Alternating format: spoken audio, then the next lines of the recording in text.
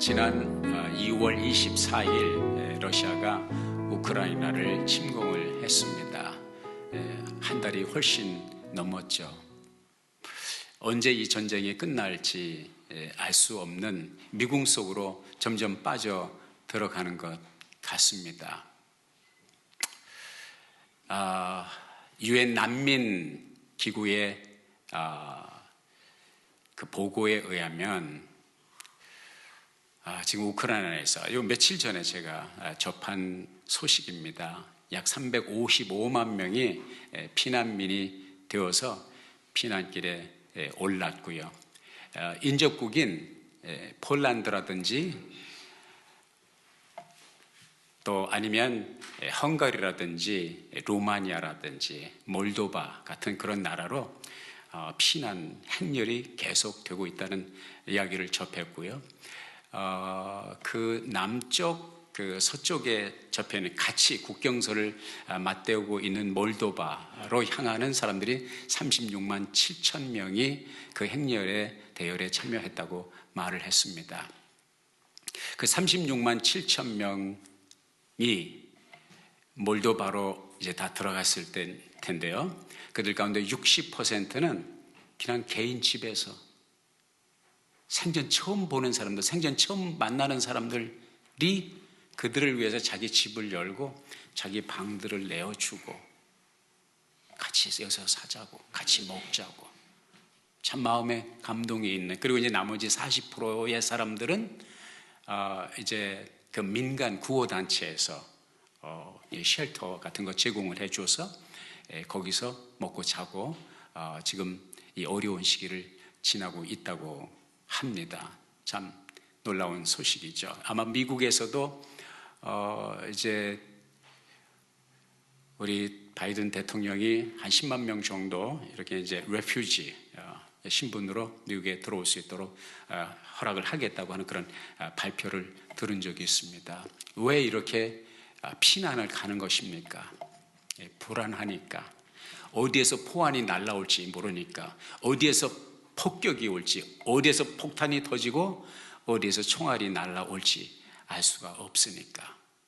많은 주택가도 또 병원도 학교 시설도 느닷없는 공격을 받아서 가족이 참 멀쩡하니 살아있는데 서로 만날 수 없는 이산 가족이 되고, 어떤 경우에는 부모가 죽어서 아이들 3살짜리, 4살짜리, 5살짜리 꼬마들이 남의 손에 보호를 받고 있고, 갓난 아이들이 이러한 전쟁의 와중에서 고난의 시간을 보내고 있는 그 우크라이나를 위해서 우리가 기도하지 아니할 수가 없습니다. 사실 그러나 불안과 공포라고 하는 것은 전쟁이 있는 우크라이나만 불안과 공포가 있는 것은 아니죠. 우리가 살고 있는 미국 땅 역시 불안하기는 마찬가지입니다. 2021년도 8월 2일 한겨레 신문이 제공한 자료입니다. 세계에서 가장 평화로운 나라가 어디인가? 그래서 오스트레일리아 호주의 시드니에 본부를 두고 있는 경제평화연구소 IEP가 최근에 발표한 2021년도에 발표한 세계 평화 지수에 의하면 가장 평화로운 나라가 어디냐 궁금하시죠?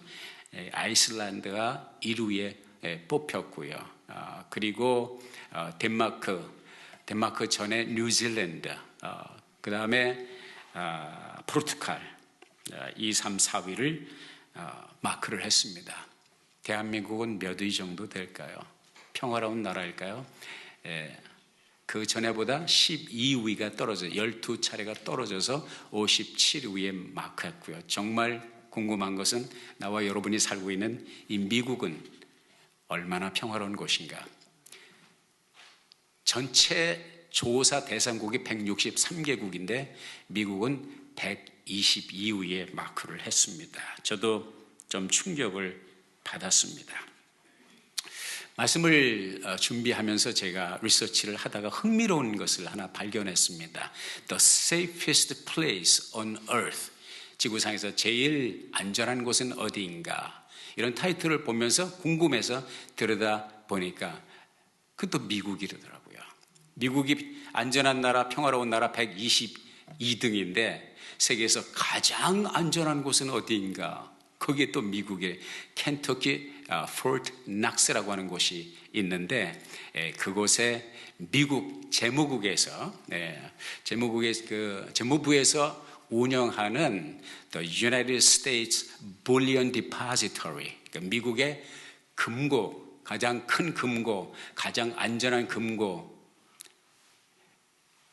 1억 4,700만 트로이 아운스, 1억 4,700만 온스의 금이 그곳에 저장되어 있습니다.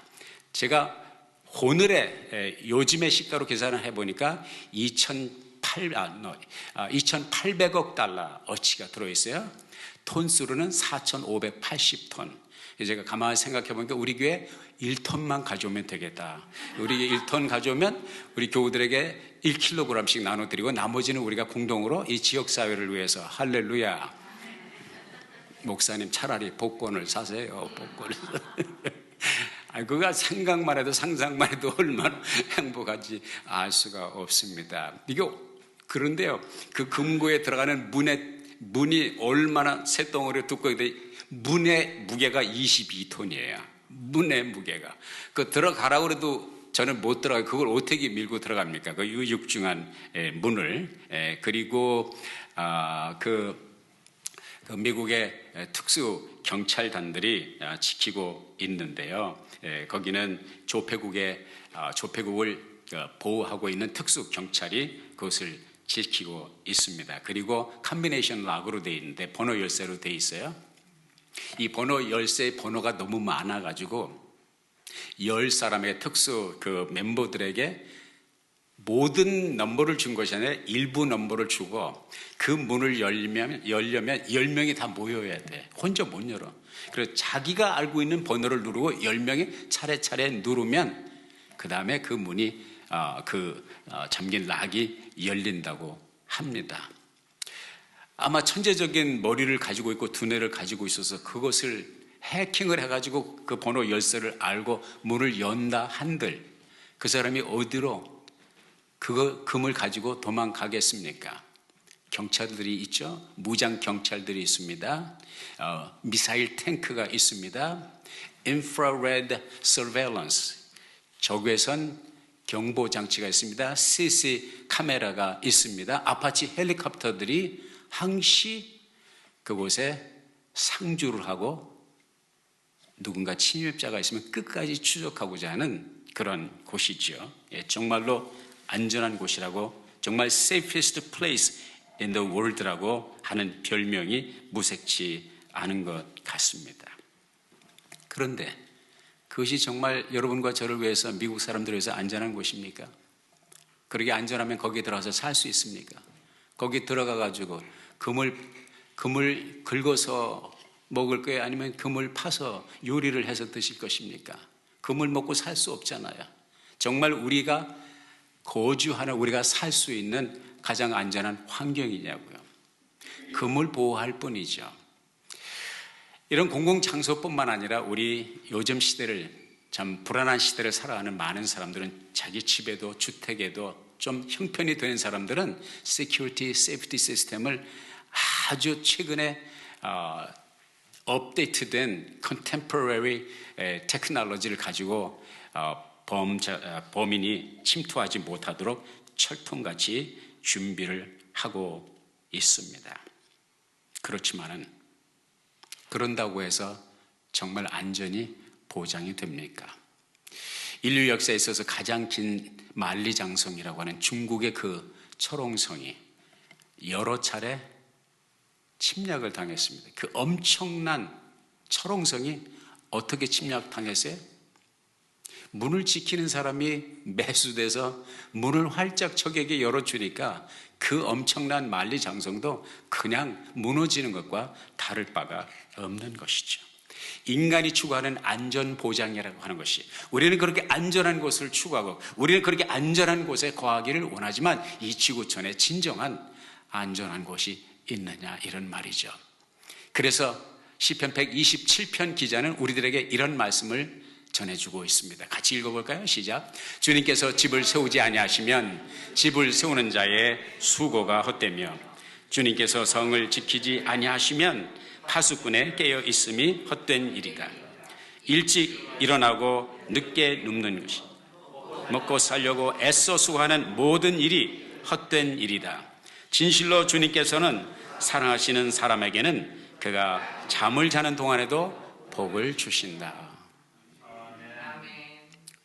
사랑하는 여러분, 우크라이나의 난민들만 난민입니까? 저는 그렇게 생각해요. 모든 인간은, 지구촌 모든 시민은 난민이다. 우리 조상 아담과 하와가 선악을 알게 하는 금단의 나무 열매를 따먹고요, 그 에덴 동산에서 쫓겨난 이후에 그 에덴 동산을 다시 회복하는 신락원이 아닌 복락원에 이르기까지 모든 인간은 집을 떠난, 고향을 떠난, 안전한 곳을 떠난, 그리고 정처 없이 방황하는 난민이라고 생각을 합니다. 우리 모두는 주님께서 다시 그 낙원으로 인도하실 때까지 모두가 난민의 신분이라는 것이죠. 오죽하면 주님께서는 수고하고 무거운 짐진 자들아 다 내게로 오라, 내가 너희를 쉬게 하리라. 주님께서 난민의 지위에, 난민의 신분으로 살아가는 나와 여러분에게, 아니 인류에게 피난처가 되어주시겠다고 말씀하셨어요. 불안한 세대를 살아가고 있는, 알 수 없는 미지의 세계를 향하여 늘 발걸음을 옮기는 무거운 짐을 지고 가는 모든 인류에게 우리 주님께서 내게 오라, 내가 찾고 있는, 너희가 찾고 있는 그 피난처가 되어주시겠다 말씀하셨어요. 시편 91편 본문 말씀 가운데 1절을 세번역 성경을 보니까 이렇게 기록되어 있어요. 가장 높으신 분의 보호를 받으면서 사는 너는 전능하신 분의 그늘 아래 머물 것이다. 나는 주님께, 주님은 나의 피난처, 나의 요새, 내가 의지할 하나님이라고 말하겠다. 나의 피난처. 누가? 주님이. 포트 낙스, 켄터키에 있는 The United States Bullion Depository, 그 금고가 아니라 우리 하나님이 저와 여러분의 피난처가 되어주시겠다고 말씀하고 있습니다. 지존하신 분, 지극히 높으신 그 분, 하늘과 땅 그리고 만물을 말씀으로 창조하신 분, 역사의 수레를 움직이시는 분, 전지전능하시고 무소부재하시 그 하나님, 그 하나님이 이 세상에 그 어떤 것도 그 무엇도 그 누구도 보장할 수 없는 안전한 피난처가 되어주시겠다 말씀하시는 것이죠. 시편 46편 1절에 보면 이런 말씀이 기록되어 있어요. 하나님은 우리의 피난처시며 우리의 힘이시며 어려운 고비마다 우리 곁에 계시는 구원자이시니 땅이 흔들리고 산이 무너져 바닷속으로 빠져들어도 우리는 두려워하지 않는다. 찬송에도 있죠. 피난처 있으니 환난을 당한 자 이리 오라. 땅들이 변하고 물결이 일어나 산 위에 넘치되 두렵지 않네. 해마다 여러 기관들이요, 살기 좋은 곳, 전 세계에서 제일 살기 좋은 곳, 제일 평화로운 곳, 또 미국에서 제일 살기 좋은 동네는 어딘가, 제일 안전한 시티는 어딘가, 늘 뭐 조금씩 이제 랭크가 바뀌지만은 해마다 조사를 해서 그것들을 데이터에 올려 놓습니다. 그런데 제가 발견하는 것은요, 아무리 좋은 곳이라도요, 거기가 낙원은 될 수가 없다는 거예요. 하나가 좋으면 하나가 모자라, 하나가 충실하면 다른 하나가 부족해. 우리 남가주는 여러분 잘 아시지만은 날씨가 좋잖아요. 남가주에 사는 사람들 정말 저 캔사스라든지 뉴욕이라든지 플로리다에 사는, 플로리다가 기후가 좋다고 그러지만은 플로리다도 늘 태풍이 많이 불어요. 그 남가주에 사는 사람들을 아주 부러워합니다. 예, 사실 따뜻하잖아요. 겨울에 눈을 볼 수가 없고 겨울에 얼음을 볼 수가 없잖아요. 얼마나 따뜻합니까? 심지어는 북가주에 사실 그 샌프란시스코에 사는 장로님을 한 분 알고 계신데 남가주로 이사 가고 싶대. 샌프란시스코 얼마나 경치가 좋고 아름다운데 거기도 눈이 오고 비만 오고 얼음이 얼지 않는 곳인데 이 여름에도 추워가지고 못 살게 돼. 이 바닷바람 때문에. 그래가지고 남가주로 오고 싶다. 남가주에 사시는 목사님이 부럽습니다. 그런 이야기를 한 적이 있습니다. 그럼 남가주의 삶은 여기가 낙원입니까? 가끔 흔들어 대잖아요. 가끔 흔들어 땅이 흔들리잖아요. 혼비백산에서 도망가야 되는 그런 상황이 벌어지지 않습니까? 불볕더위, 이상기온, 얼마나 힘든 것이 있습니까? 우리가 바라는 그런 낙원은 어디에도 없다는 것을 우리가 발견하게 됩니다. 덴마크의 실존주의 철학자요 신학자인 소렌 키엘케고르이 그런 말을 했습니다. Life can only be understood backwards, but it must be lived forwards. 이런 말을 했습니다. 인생은 과거를 돌아보며 이해를 할 수 있지만 사는 것은 앞을 사는 것이다. 앞을 바라보고 사는 것이다. 그런 말을 해 주었습니다. 저는 이 말이 뜻하는 바가 많다고 생각을 합니다. 우리가 삶을 이해하는 것은 이게 인생이구나. 어떻게 깨달아요? 살아보니까, 지난 날을 돌아보니까 깨닫잖아요. 철이 들잖아요. 그렇지만 우리가 인생을 사는 것은 과거를 사는 것이 아니잖아요. 오늘을 살아내야 되고 미래를 살아내야 되는데 문제는 그 미래가 우리의 손에 없다는 거예요. 문제는 무엇이냐? 그 미래가 어떻게 전개될지 아무도 모른다는 거예요. 과거는 돌이킬 수 없고 미래는 아직 내 앞에 없고, 그리고 불안하고 현재는 미꾸라지처럼 잡히지 않고 빠져나가니, 우리는 사실 과거와 현재와 미래 어떤 것도 이것이 내 것이다 할 수 있는 것이 없다는 사실. 그래서 우리의 삶이 무게가, 그 삶이 불안한 것이고 그 삶의 무게가 버거운 짐으로 다가오는 것이죠. 그래서 주님은 내게와 내게 맡기라고 말씀을 하고 계신 것입니다. 이사야서 45장 11절에 말씀하기를 다 같이 읽어봅시다. 시작. 여호와께서 가라사대 장래 일을 내게 물으라. 또 내 아들들의 일과 내 손으로 한 일에 대하여 내게 부탁하라. 알 수 없는 미래 때문에 불안하고 알 수 없는 미래 때문에 평안을 갖지 못하는 우리들에게 그 장래를 내게 와서 물으라고 말씀합니다. 내게 부탁하라고 말씀하십니다. 이 하나님은 과거와 현재와 미래를 손 안에 놓고 보시는 하나님이 우리 아버지가 되신다는, 이게 얼마나 큰 축복입니까? 이 얼마나 큰 평안입니까? 저는요 2, 3년 동안 이 코비드19 시대를 지나면서 나는 거듭 하나님 앞에 감사해. 내가 예수를 믿는다는 것이 얼마나 큰 복인가. 살아서 주님과 더불어 동행하고 살아서 주님과 함께 주님의 은혜를 경험하면서 살아. 죽으면 내가 코비드 걸려, 오미크론 걸려, 변이 바이러스 걸려 죽으면 나는 천국으로 아버지의 품으로 직행이다. 아브라함의 품으로 직행이다. 할렐루야.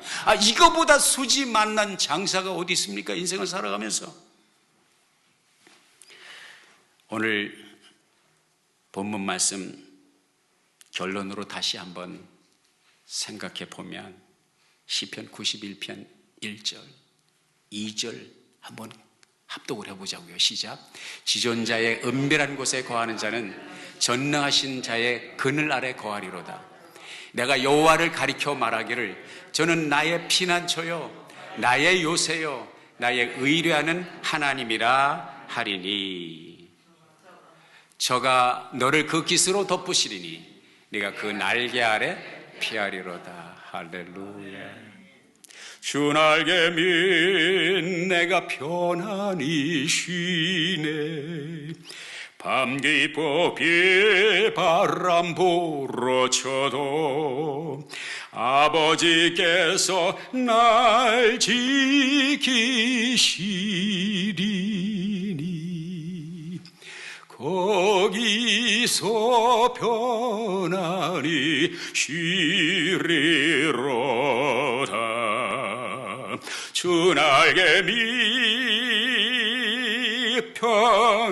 평안하다. 그 사랑 끈을 찾으려 주 날개 밑내 쉬는 영혼 영원히 거기서 살리.